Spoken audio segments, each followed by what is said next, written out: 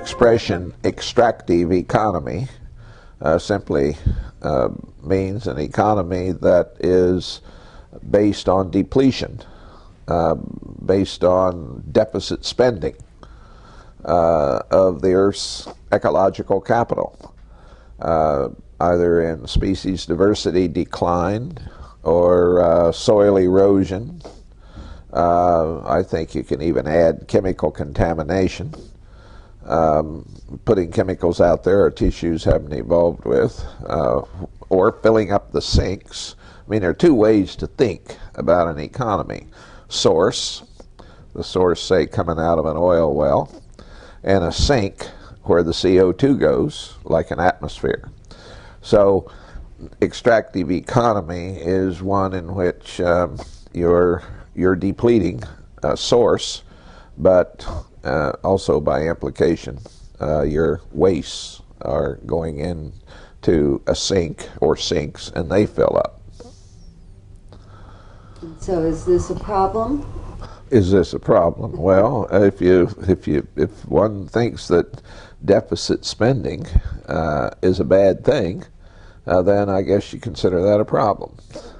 It has to do with what happens when the well runs dry. And are you among those who believe the well of fossil fuels is running dry, peak oil and all that? Oh, yeah. Yeah, sure. Yeah, I think that there's a finite supply of oil, and there may be oil left. Surely will be oil left after we quit, but the energy costs for getting the oil will be so horrendous that it won't be worth it. You know, I mean, I imagine in this floor there are several, probably million atoms of gold, but I don't think we want to tear the floor up in order to get them. The energy cost to get those atoms of gold, because they're tiny little things, is going to be huge. And it's going to be pretty disruptive of a floor. So it's not worth it. You know, better to have the floor and keep the gold atoms there. And so the supply of liquid portable fuel, as you were talking about last night, is bound to decline. Yeah. Unless we switch to some of these other things. Yeah, where is it? You know, most of it's in places like the Middle East where people feel that we don't deserve to be a product of being nice. I mean, nicety is, we got people that we call enemies that would like to do us in. I'm not calling them enemies, but some would call them enemies that want to do us in, and yet we're dependent upon oil from that part of the world. Maybe that's why they'd like to do us in. Yeah. Well, I think clearly we've had an oil war, 2 oil wars, really. You've become famous for the work at the Land Institute and reversing some of this extractive attitude. Can you talk about that? Well, the Land Institute, we've been in existence about 33 years. And what we're about is what some would call, for want of a better term, a new paradigm for agriculture. Agriculture, which began, 10 to 13,000 years ago, features, well, let me back up a bit. Essentially all of nature's ecosystems feature perennial plants grown in mixtures. These perennial roots, they're year-round. It just keeps coming up every year, the plants do. And so whether it's an alpine meadow or a tropical rainforest or desert scrub or prairie or deciduous forest, whatever, nature features perennials in mixtures. Agriculture reversed that, and by featuring annuals grown in monocultures, and consequently soil erosion became a problem. when irrigation was added over in the Middle East, then salting of the soils happened. So the history of earth abuse through agriculture has been horrendous. So what we set out to do is perennialize the major crops: wheat, corn, rice, sunflowers, and domesticate some wild perennials as candidates for food. And that's what our mission is all about. And then to put those in mixtures that would mimic the vegetative structure, say, of a prairie. We're fortunately located in the midst of prairie country. Because, I say fortunately located, because humans are primarily grass seed eaters. The number one grass of the planet that we eat is rice. Number two is wheat. Number three is corn.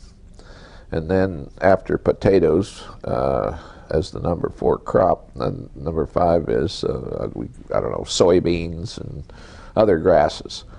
So if we're to solve the problem of agriculture, we got to deal with the 70% of the agricultural acreage that's devoted to 4 crops: rice, wheat, corn, or ZMAs, and soybeans. So it's a very long time frame. When I first introduced this idea in 1977, why, I said a 50 to 100 year time frame. And we may in 10 years begin to have a wheat that's farmer ready, that we call Kernza, K-E-R-N-Z-A, trademark. That's for the purpose of keeping it into the public domain. When sorghum, which is a very important crop in Africa, we could have that in 20-25 year time frame. So we still got a long time frame. And then to get them put in mixtures that would mimic the prairie, because the prairie is our standard or measure, to get enough perennials that we could put together that would act like a prairie, because the diversity of an ecosystem is just about as important as perennialism itself. You need those roots to hold the soil, but once you get a diversity there, then you start taking advantage of the efficiencies that are inherent within the couplings or within the natural integrities. And so the long-term goal is to build an agriculture based on the way nature's ecosystems work, in this case, the prairie. So this is absolutely no tilling at all that you're after. That's right. And if you raise them in mixtures like the prairie, how would you gather them? How would you harvest them? Well, to deal with that question, for 2 years in a row, we planted 4 species that are annuals, but we planted them all at once. It was corn, sorghum, sunflowers, and soybeans. And it was about 8 acres. We also planted them in monocultures, each one of those in monocultures. Then with the combine, you open up the concave on the combine and you cut the air so you wouldn't blow the sunflower seeds out the back. And we harvested this instant granola and then separated the seeds with a seed cleaner. So those are mechanical engineering problems. The agronomic problems are more serious. The whole portable liquid fuel problem. Yeah. There's a lot of people today are advocating that we just, grow our fuel. What do you think of that? Well, I think it's nuts. This is why I think we need to be training ourselves to be better numbersmiths. Just to put it in perspective, the average American eats the equivalent of 26 gallons in calories, of 26 gallons of gasoline a year. Now, let's say that we turned all of our crops into ethanol. We would have about 26 gallons divided by 12 months, about 2 gallons a month per person. That's for the postal worker, that's for the airplanes, that's the trucks over the road, everything in our behalf, plus what we do. Going to and fro. Then if we were to take all the wheat straw, corn stalks, peanut shells, rice hulls, rice stems, maybe another 2 gallons a month. And then if we were to stop all exports, it depends on how you figure it, but another 1.5 to 2 gallons a month. So there's 6 gallons. We haven't eaten.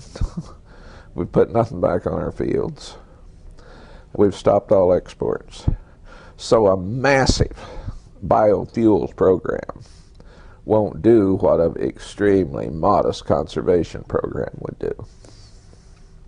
And there it is. And yet, here, Secretary Vilsack, I think he's probably on a steep learning curve as a result of President Obama teaching him. But here he was in Iowa, and of course he was a big biofuels person because you got a lot of corn there, and be economically helpful. So it's one of those examples of where we live for an economy instead of an economy serving what we need other than, you know, a paycheck. So it'll be interesting to see what he does, because it's just nuts. And now they're saying, well, what about cellulose? You know, we'll take the waste of the field. Well, that presumes that those corn stalks and the wheat straw, you know, shouldn't stay there as organic matter, because you're going to have something to help keep the tilth of your field in good shape. But I think we're all becoming more educated in ecology and agricultural ecology. But we're still in kindergarten. I would say it's where we are as a culture as far as where we need to go. We're probably in kindergarten in the second semester, right before recess, in the last week of January. And the school building is falling apart. Yeah. And I mean, I think we're eager, like those kindergarten kids, as those kindergarten kids are eager. But we need to be working on our letters a little more. We need to be more diligent. Do we have time, though? I don't know. That's the thing. Do we have time? And I think about it with our perennial grains. You know, we're talking about an agriculture in which there's no soil erosion, no fossil fuel dependency, no chemical contamination, because with species diversity you have chemical diversity, and it takes a tremendous enzyme system on the part of an insect or a pathogen to give you the epidemic. So we're talking about moving agriculture first from an extractive to a renewable economy. Well, do we have time? I see it as a race against the clock. And we may not make it. We may not make it.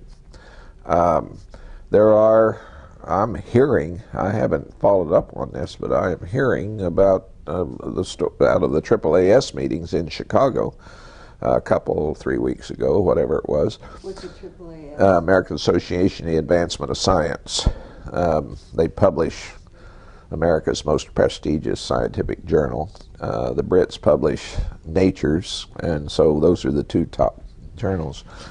That all the buzz was that the global warming story is worse than we thought, than came out. And, they're terrible predictions that huge temperature increases and a population of 1 billion by 2100. Now, one wonders how much of this is just rumor floating around, but it's, any way you look at it, it's not good. And yet you feel like a transition could be made if we act in appropriate ways and time. I think we can make our landing softer by acting. By not acting, it's going to be a hard landing. And as I see it, the big reality that has to be dealt with, and if we can act on that reality, it would do us the most good. I mentioned a day or two ago what I call the 3.45 billion year imperative, that is essentially all, since life forms appeared on Earth, we go after energy-rich carbon. And we humans, the curve in the use of energy and the growth in our numbers is the same, looks like it's the same kind of curve as bacteria on a petri dish or Drosophila flies in a flask or whatever. So we have to ask ourselves, we have to cause ourselves to be the first species that exercises restraint in the use of energy. And it has to be across the board for the planet, across the whole planet, in that the individual, if you leave it just in the market, the individuals that exercise restraint simply make energy cheaper for those that don't. So, those that are buying the hybrid cars are making fuel cheaper for those that have Humvees. And so, if certain bacteria don't eat as much sugar, there'll be others that will. And what is that curve that you're talking about? Well, if you look at that curve in the use of energy, as I mentioned yesterday, if you start way back with agriculture, where there were, the beginning of agriculture, we didn't have probably even 500 million, probably much less than that. And it went along until we come to the fossil fuel epoch, and it begins to climb. And then it really climbs once we get the antibiotics. And so that curve, it takes off. It's a exponential growth. The 70-year-old, well, put it this way, the person who died by 1930 never lived through a doubling of the human population. Anybody who died before then, any time in the past. So here we are, in my lifetime, the world population has tripled. Since John F. Kennedy, it's doubled.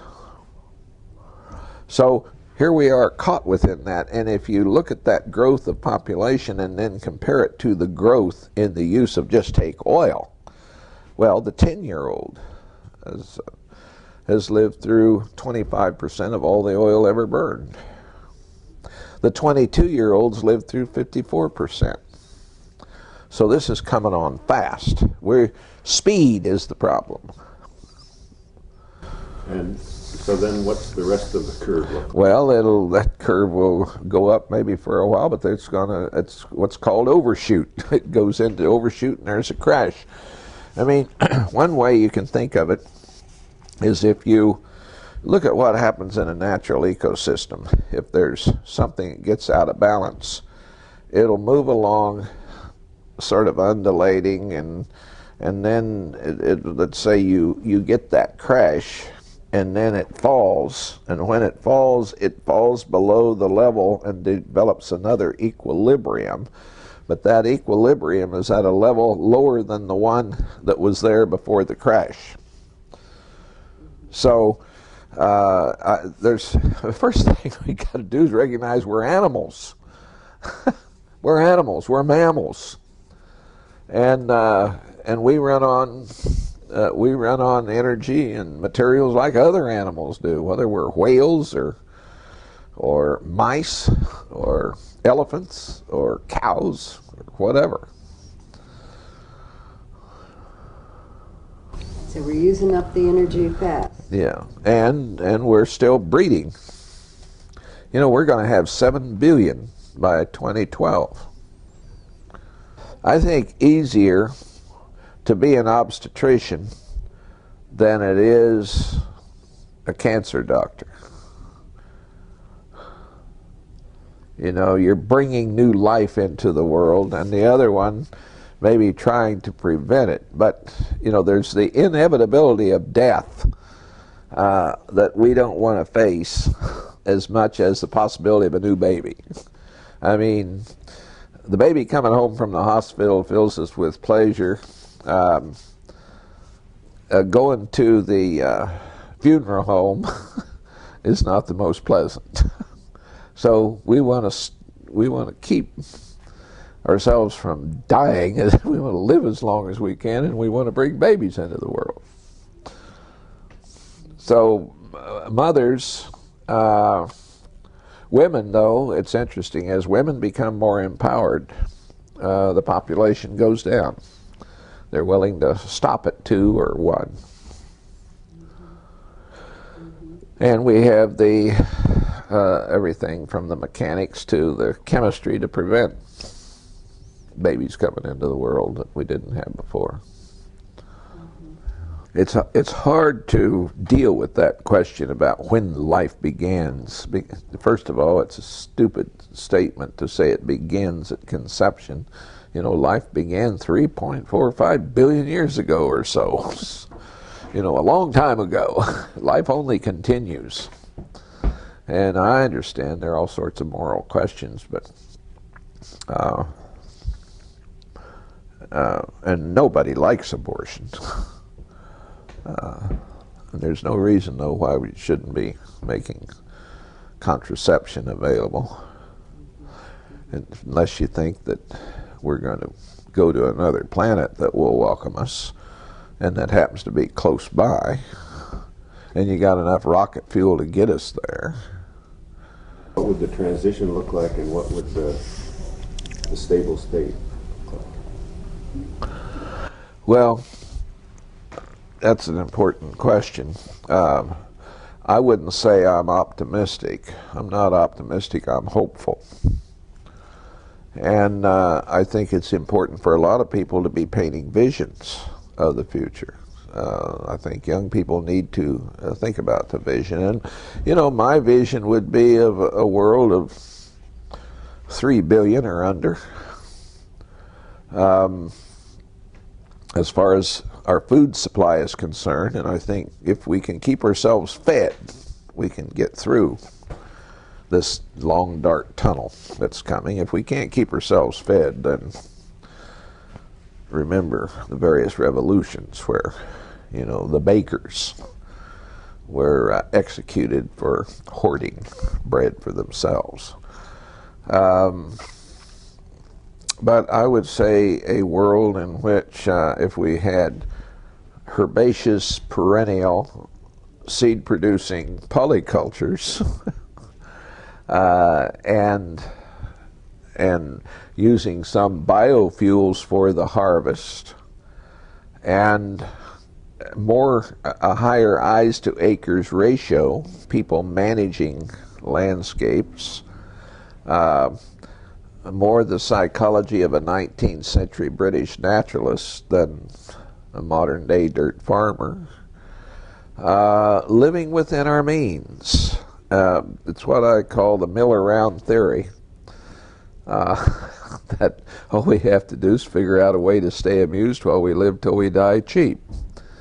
And not get our identity from stuff, the flow through.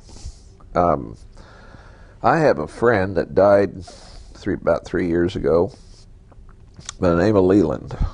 He was 79 when he died, and for 29 years he lived in a 6 by 16 foot shack and on $500 a year, and had a little car, a Karma Gia, that he cut down. Looked like Donald Duck's car. And Leland, when he died, he turned to his son about 3 or 4 days before and said, "Time to open a hole." He lived on 1 acre in Kansas, 30 miles south of me. And so Leland's son, Jewel, who had come home to be with him, got a backhoe from a neighbor. The backhoe neighbor came down, dug the grave. Leland died, 1 or 2 o'clock in the morning. The next day, they buried him and sang some songs and read some poetry, and didn't cost the family 1 penny. Now, Leland's way, which I consider he's the most bottom line person I've ever known.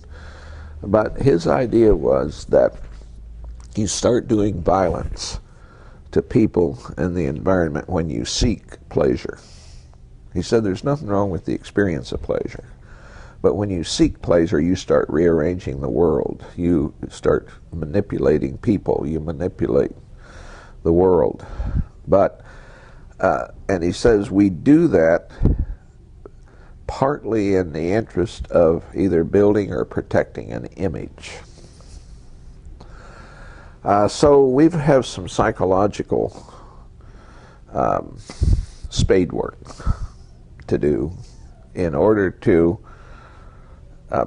arrive at a moment in which the throughput can be greatly reduced and our impact greatly minimized. I couldn't be like Leland. I represent probably hundreds of Leland equivalents.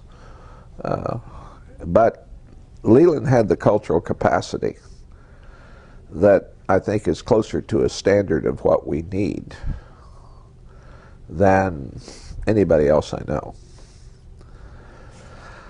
He arrived at this after having been a merchant seaman and looked at different economies around the world and so on. And he had read a lot of Krishnamurti. So I think those are some of the factors we're going to have to go through as we think about, here's a bookstore, one of the most wonderful environments right here that I could imagine. And we might be able to have a lot of books, but actually, do all of us need do we need as many books as we have? Are we getting them read? Are we thinking them through? Are we discussing them adequately? So let's imagine the libraries of the world have a finite amount of shelf space. And if you want a new book, one has to go out. You were talking last night about the growing interpenetration in the visibility of the wild and the non-wild. Yeah. If we look at the history of the environmental movement, and how much of that jump-starting of it comes out of wilderness advocacy. Of course, we want wilderness, and we want to keep as much wilderness as we have. But I think we have seen that it's possible for people to get in their car, go into the wilderness, and then, say, send their money to the Wilderness Society or wildlife or whatever, and then go back into their lives and engage in extractive processes that are destructive.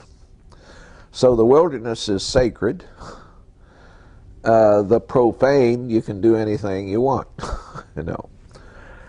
And it seems to me that that's not too dissimilar from someone going to church and, you know, having the uplift of the choir, the spiritual relationship, and so on, and then just forget the message, whether it's of Christianity, Judaism, whatever, and go back into the world and do whatever they damn well please.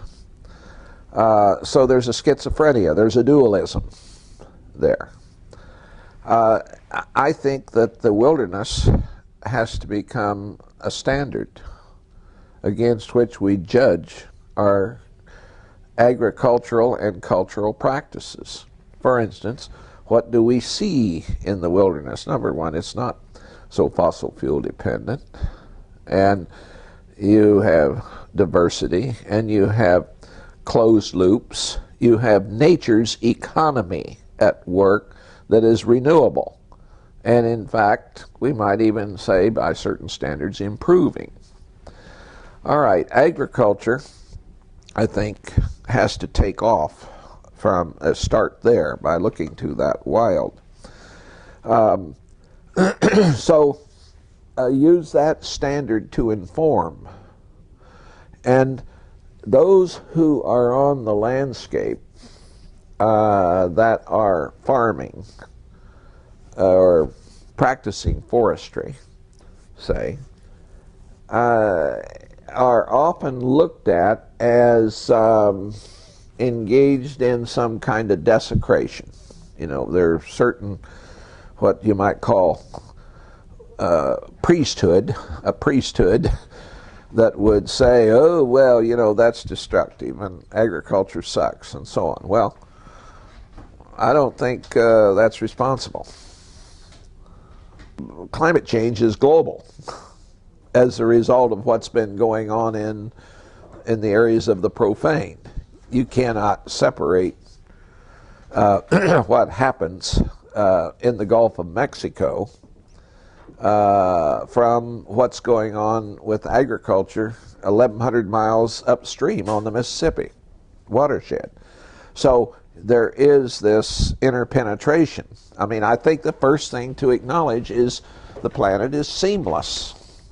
It's seamless, inescapably so. But there are some places that are still more wild, in the sense less human impacted than others. I mean, a tropical rainforest is less human impacted than the part where the rainforest has been taken down. They're planting soybeans. That's all. But so what I was trying to do is acknowledge the reality of interpenetration, that you cannot keep the sacred pure.